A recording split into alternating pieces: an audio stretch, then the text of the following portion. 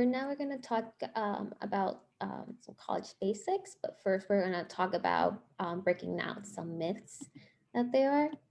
So the myths that there are in filling out the college application form is that students need a social security number, and that is not true. They do not need a social security number, and they can leave it blank or just put all zeros into it. And then students will be able to receive their diploma upon graduating. And all the information that is used from the student in the college application form is secure, is protected by FERPA. You can reassure the student that this won't come out, this information that they share won't be shared with anyone else, and that there is money available for college.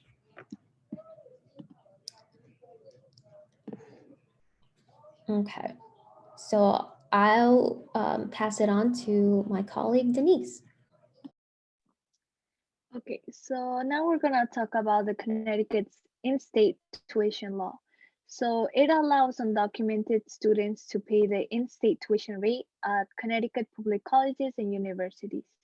And this was accomplished with C40 and different leaders and students and educators push legislators and the governor to make this a reality. So some of the requirements, you need to reside in Connecticut, have attended a Connecticut high school for 2 years, graduated from a Connecticut high school or obtained a GED. Um, you have to be accepted into a Connecticut public college or university. And lastly, you need to sign an affidavit. And on the right side, you're gonna see an example of how the document looks like. And I just wanted to, if I could just quickly add one thing, folks. If you go on the Jamboard, the second slide in the Jamboard has a place where you can add questions. So if your questions are coming up now as you're listening to the presentation, feel free to put them in the chat, or you can also go directly into the Jamboard and add those questions there. So then when we get to the Q&A section, we can make sure to address your questions. So sorry, Denise, I just wanted to mention that.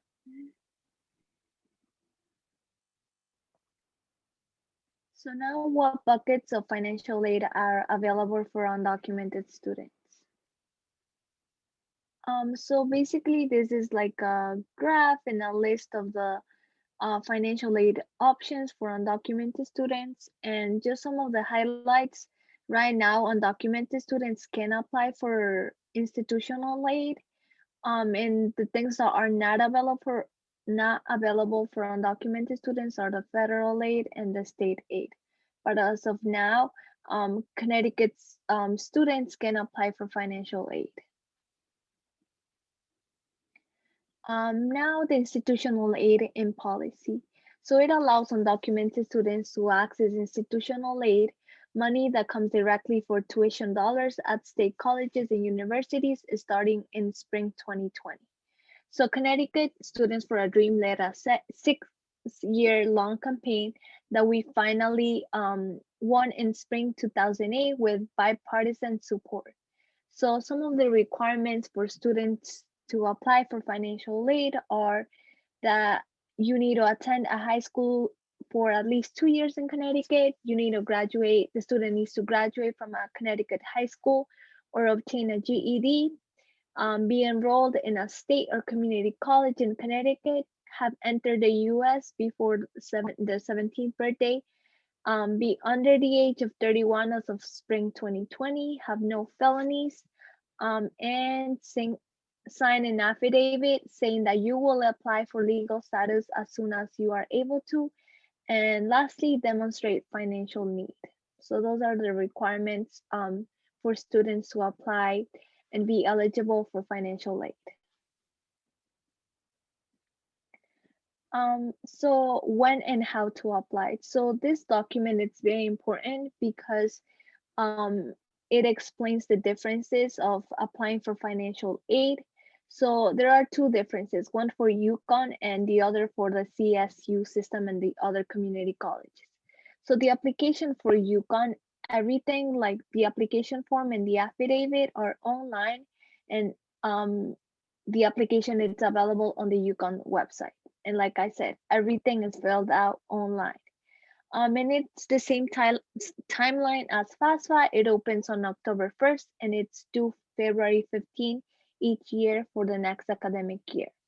So now for the CSU system and the community colleges, the application, everything, and the affidavit in the form, everything has to be done by paper. So it's a paper application.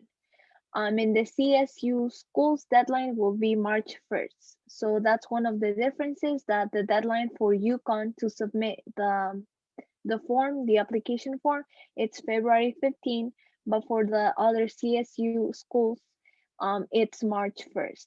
Now for community college, there's not a specific deadline, but we do recommend applying in April or May. And if you need extra help, you can reach out to individual financial aid office for support.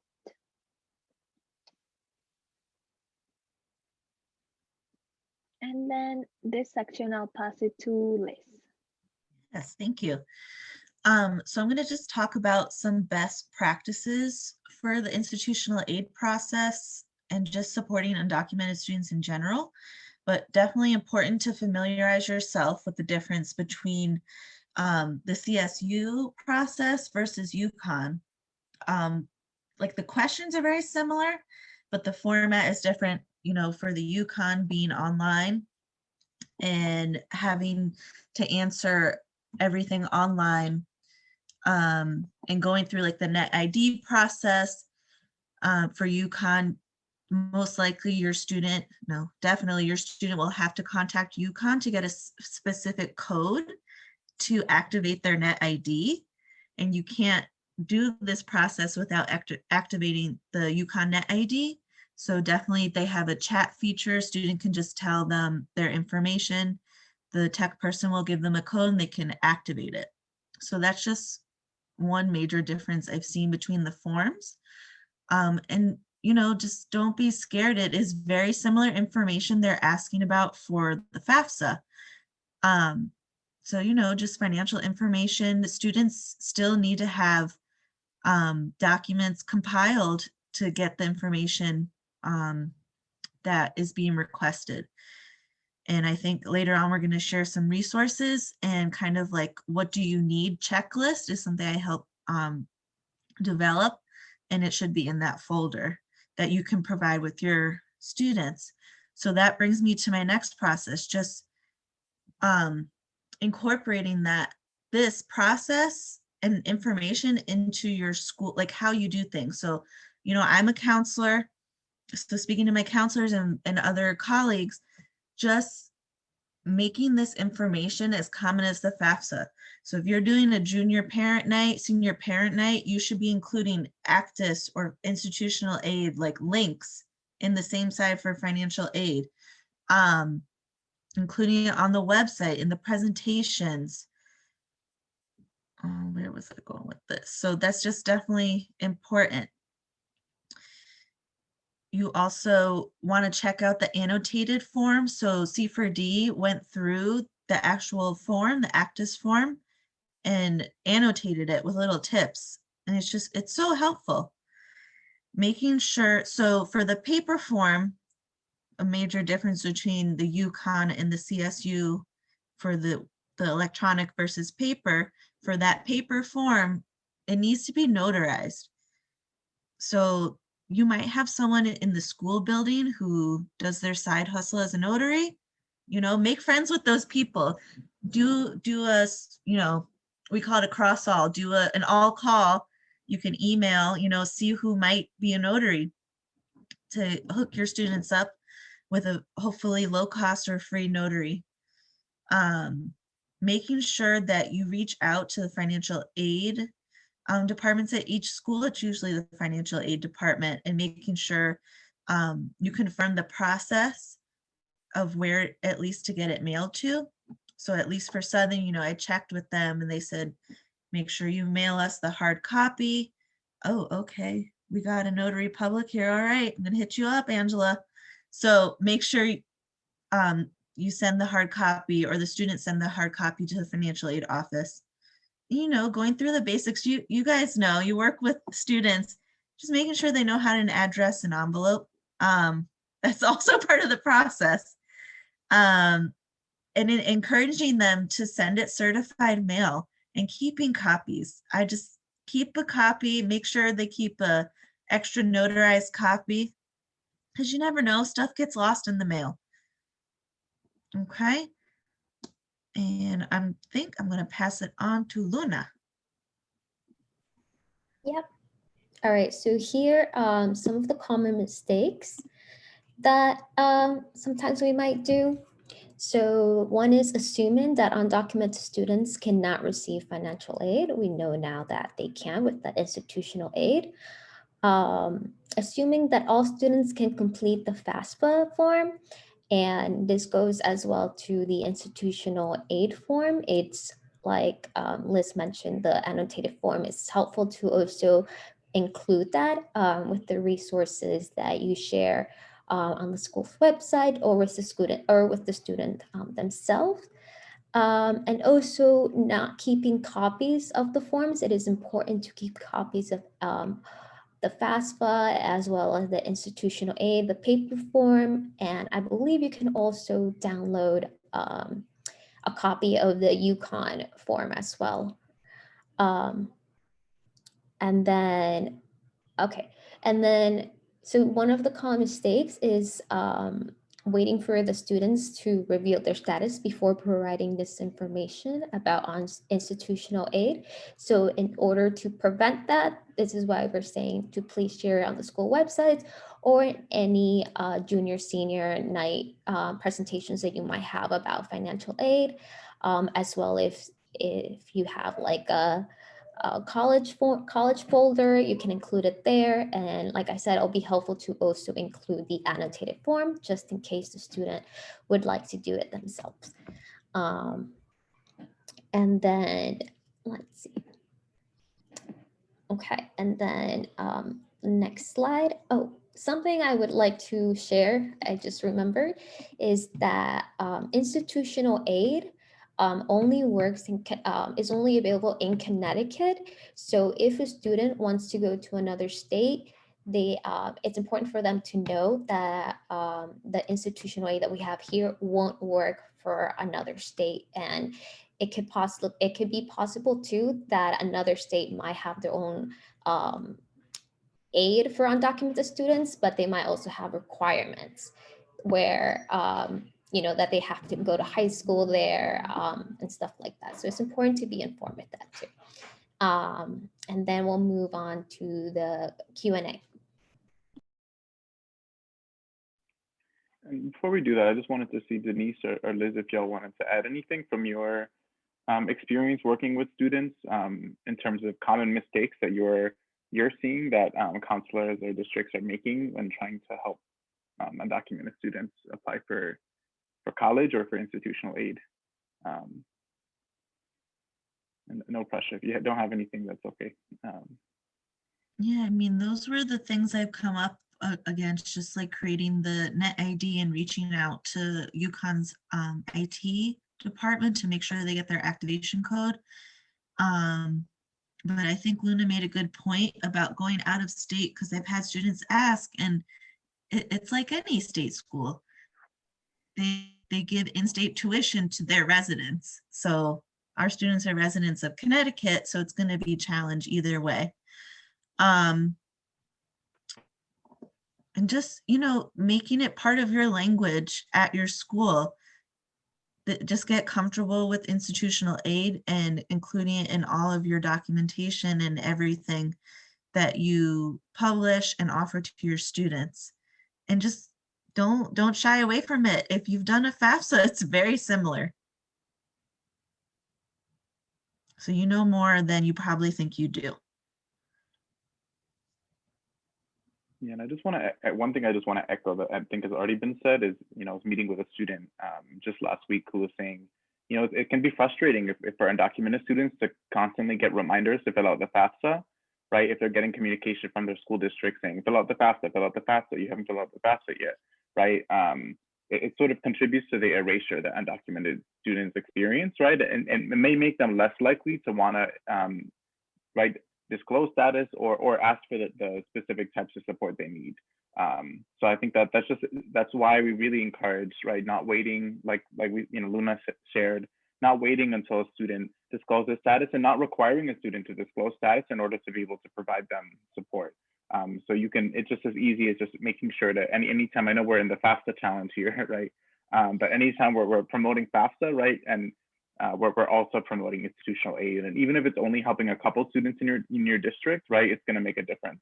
And even if those students aren't necessarily applying to college, it sends a message that, right, that you exist, that undocumented students exist, and not just for undocumented students, for other students, right, for students with citizenship, to know that they have classmates that are facing different barriers in accessing higher education, which is an important lesson for them to learn. So I just wanted to again echo that point.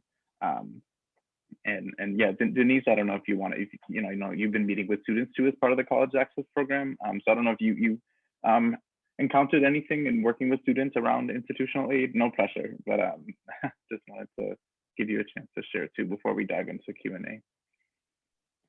No, I'm pretty sure you covered everything. Liz covered everything, so I don't have anything for now.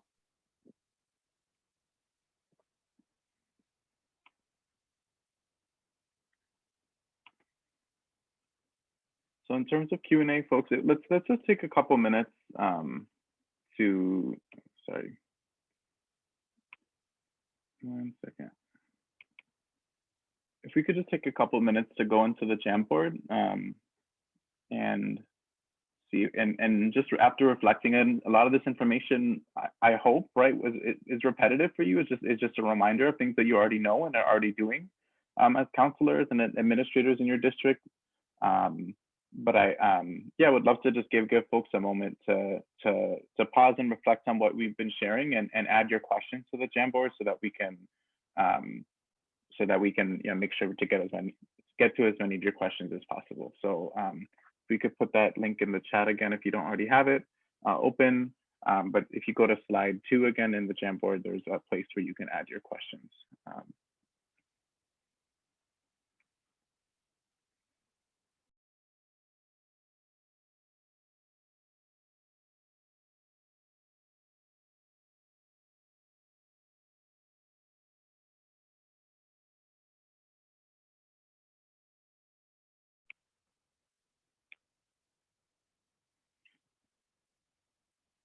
And we can, so yeah, let's just take, maybe we'll take another 2 minutes. And then we can just start responding again, any of us, yeah, Luna, Liz, and Denise.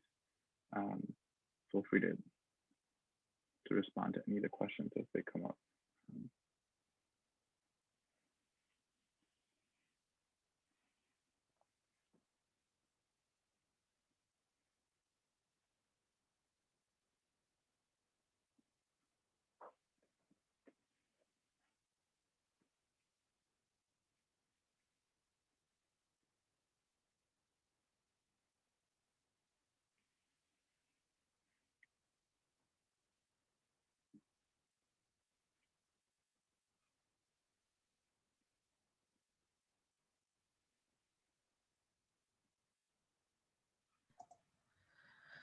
The forms are in Spanish, yay.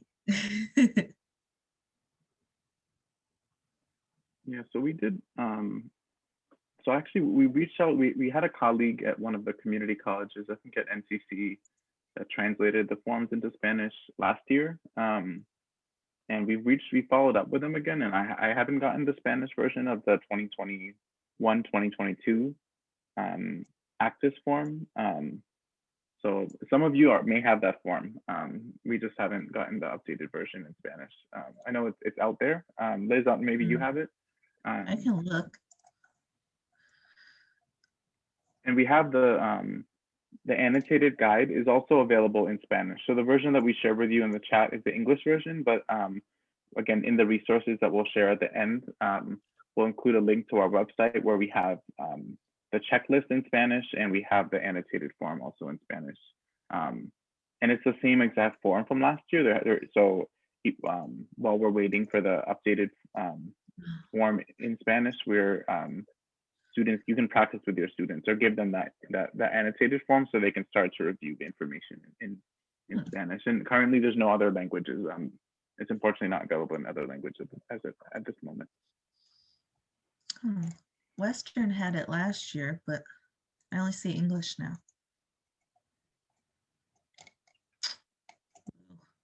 Okay. So someone asked the question about the governor thinking of making the FAFSA completion a graduation requirement. And I feel like I heard this like a few years ago. Maybe it's coming back up. We can have a whole conversation about that. But what will happen to undocumented students? As far as I know, it would be that this would be accepted or a waiver would be accepted in place of the FAFSA.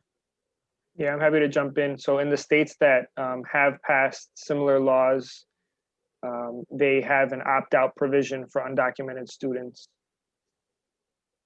Okay, thank and you. that would be the same thing for the governor's proposal this year. So sneak preview to tomorrow, but essentially that'll probably be in the governor's proposal tomorrow that gets announced. Thanks for the heads up. And to students who don't want to go to, That's something. Sorry. and what happens to students who don't want to go to college and they want to work? Yeah, there's also an opt-out provision there. Okay. So it would probably just be like a form or something they have to fill out. Gonna be fun. Yeah, and this is something, again, you just more reason why we have to make sure that we're communicating with our students and letting them know, right? If you know, as C4D as an organization, right? If that policy is passed, it's something that we as an organization will want to review and make sure that we offer recommendations to districts around how to make sure that the information that undocumented students can opt out is made, you know, very clear and accessible to all students and families. You know, I think it's yeah, thank Chris for that update. Yeah, excited to learn more about that. So I think we have some other questions here around. So what options for undocumented students who've been here for less than 2 years? So I don't know if anyone else wants to take that question. I can take it. Yeah, so unfortunately, if an undocumented student doesn't qualify to apply for the institutional aid, there are a variety of scholarships that they can access. Sometimes the colleges that they want to go to have a resource tab in their website that has information for undocumented students to know what scholarships there are. And then another one is our very own C4D's scholarship list, where they can search through that and find if what requirements they need and if they're eligible for that. And can I just piggyback that? Hi, Katie. That yes, there is this amazing scholarship database that C4D has. So if they're not eligible for institutional aid, and just keep in mind, institutional aid will most likely not cover everything. So you want to help share the scholarships with them. And so posting their database on your website and sharing it with students. So that's another part of your practice. Like we have it highlighted, like for undocumented students, you can click on this. And just so that's a very good point. I actually wrote the question about the enforcement of the 2-year requirement. Is that really strict at community colleges? If anybody knows, I don't know. I heard it was maybe 1 year. Yeah, I heard it was, or I believe it's, some are lenient, yeah, for a year or something, or like a few months if they have just turned, 17 after they came. I think they're still able to apply and Also, talking to the college counselor will also be helpful, but most likely I've seen students do that.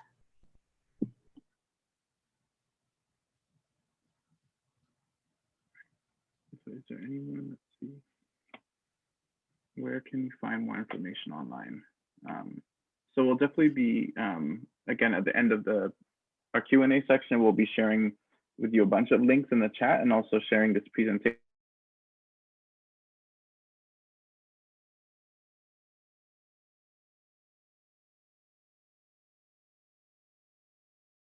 Of our educators and our list on our database, to remind folks about the upcoming February 15th deadline for the UConn institutional aid application, and that will also be including a lot of resources. So yeah, definitely we'll get you some stuff today, and then you'll be receiving more after the presentation. Chris, yeah, go ahead. Varun, I was just gonna say, well, number one, thank you for everything today, and the team.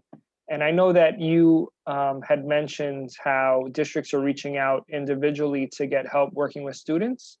And I know something that we talked about was maybe doing a day where we kind of publicize like a date for families to get help. So that way it's not restricted to just one district.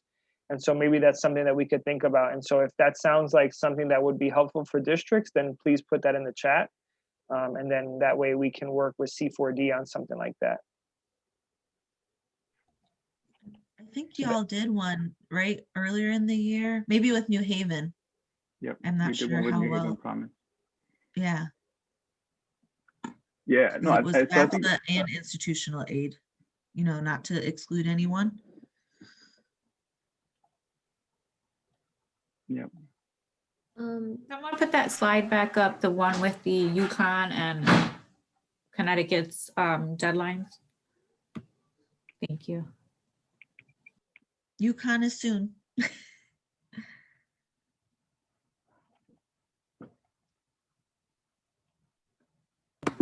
Thank you.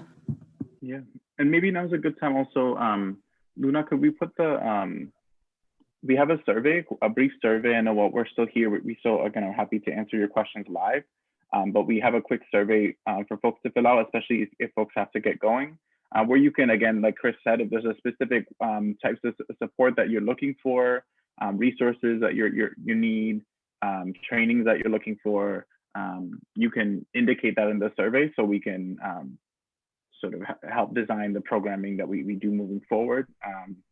And I think I just want to, again, maybe a broken record here, but I think that we're sort of like, in my role, so I coordinate our college access program and also, coordinate all of our educator trainings and partnerships. So our vision, hopefully, again, we really, is expanding in terms of our staff capacity in order to because it's a lot for one person. So I think that that's one of our challenges right now is that there's a lot of work that, a lot of the need is unlimited. Right. And there's a lot of different and we really value your ideas and your suggestions, and we're doing our best with the limited resources that we have. So so yeah, please, if you could fill out that survey and let us know some, feedback on today's presentation, and also if there are, again, other specific needs that you have, and there are ways that we can help connect you to other resources. And even if there's organizations that we partner with too, right? Like if we can't offer a specific workshop, there are organizations that we work with that do, and we can refer you to them. So. And, some folks have said that they've been to C4D trainings. You can tap into your colleagues. If you have a question, there's been so many trainings in the past. I know this year's a little different with everything going on, but there's knowledge out there. The institutional aid form's not new anymore, so that's exciting. Just reach out. I get questions from all over my district, so you might have that person in your district too. Yeah, so I saw one question that I also have is, what resources are there for families that need to file taxes? I don't know if any one of you can answer that.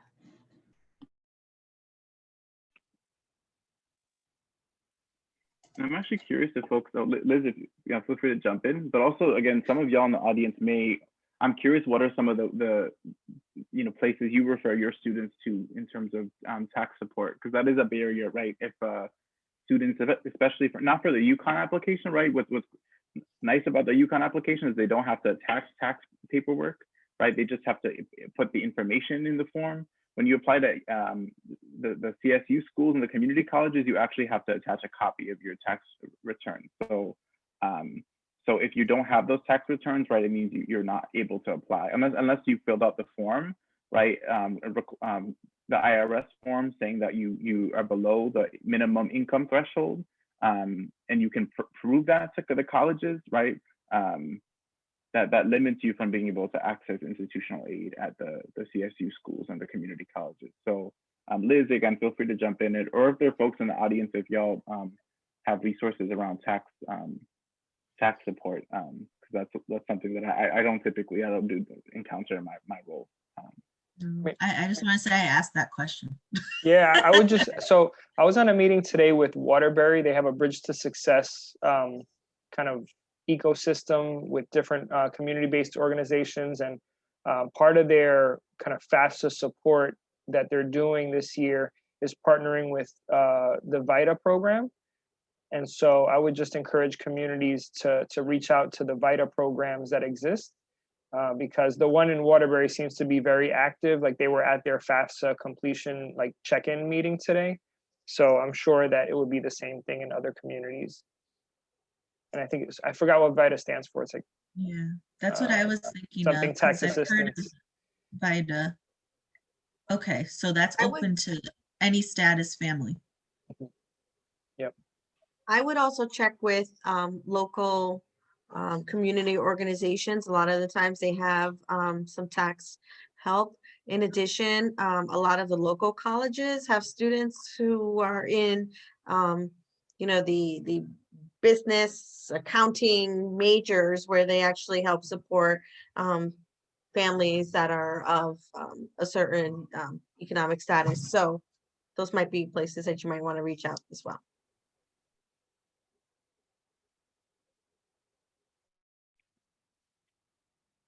No, awesome, thank you for that. And I think this is a great, example of something, again, as we continue to, expand our resources that we offer at C4D, right? Coming up with a list of free notaries, right? Places where students can access a free notary is something that we're trying to work on, and also free sort of our low cost tax support for undocumented families is another thing that, again, as we try to in the coming months, and something that we want to work on as an organization. But yeah, no, I just to echo, right, to what Liz has said, what Luna said, right, a lot of you have a lot of local community organizations you already partnered with, right, and a lot of, I think, I just want to uplift, right, a lot of forever before, immigrant communities have had to hustle, have had to figure out creative ways to make do, right, with limited resources, and so many times your students, right, and families also know people. If you may have questions, right, they may know people in the community that you can go to get specific resources as well. And so there's ways that you can also be tracking that, right?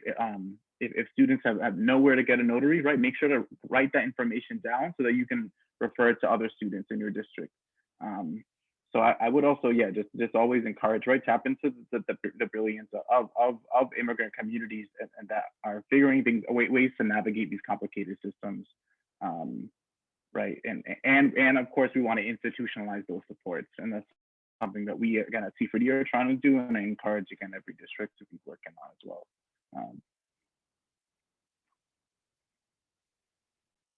So I'm curious if there are any other questions folks have that aren't on the Jamboard right now, but or just comments that you have in terms of what you're experiencing. And again, I just want to thank you again in advance for filling out the survey to give us this information. But if folks, while we have this time now, we have a couple of minutes now, again, happy to stay on. So yeah, let us know what other things are coming up for you, challenges you're facing.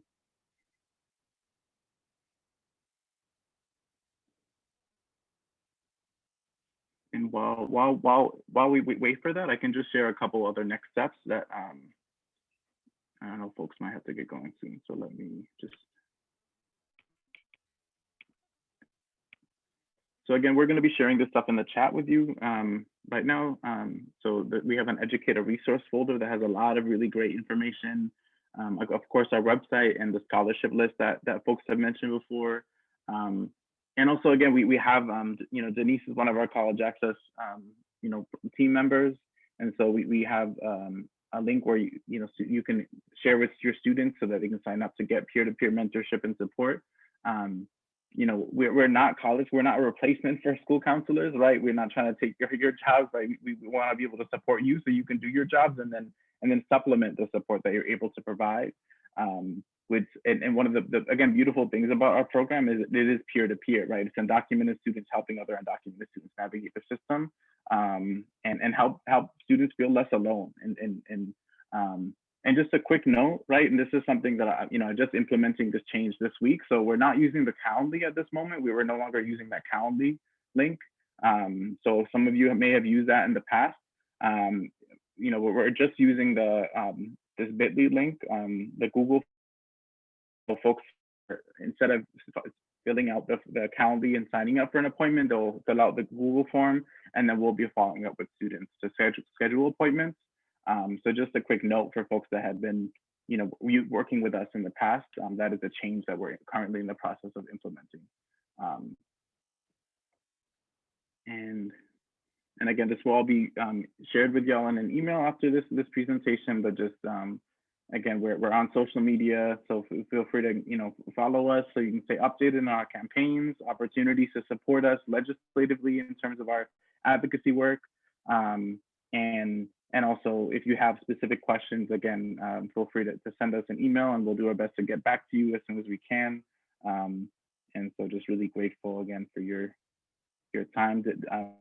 Luna, Denise, Liz, any last words?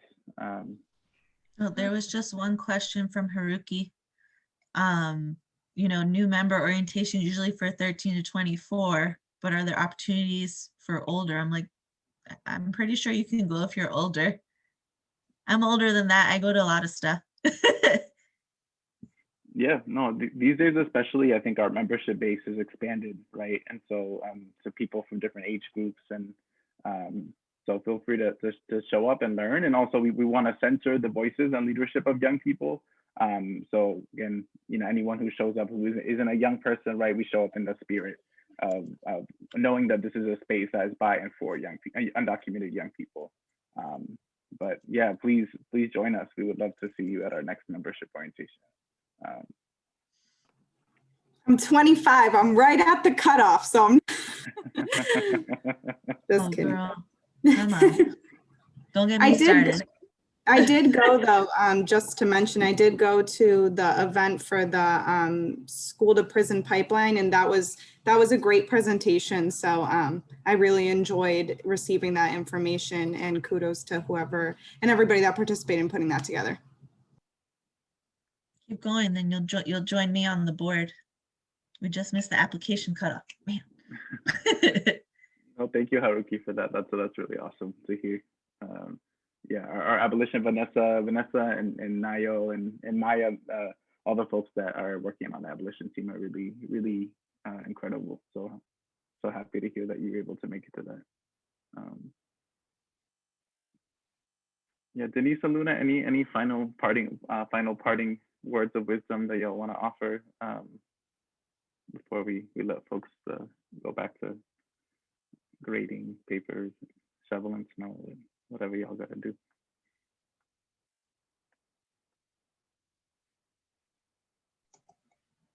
Oh, hopefully this was helpful, and that you feel a bit more empowered in helping your students. And enjoy the rest of your day.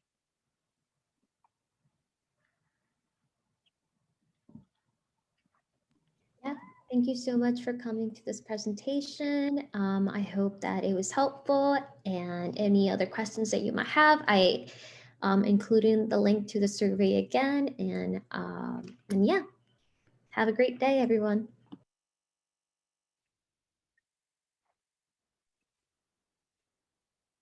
Thank you everyone for attending. Hopefully all of the information was helpful, and hopefully everyone can keep supporting undocumented students in their transition from high school to college.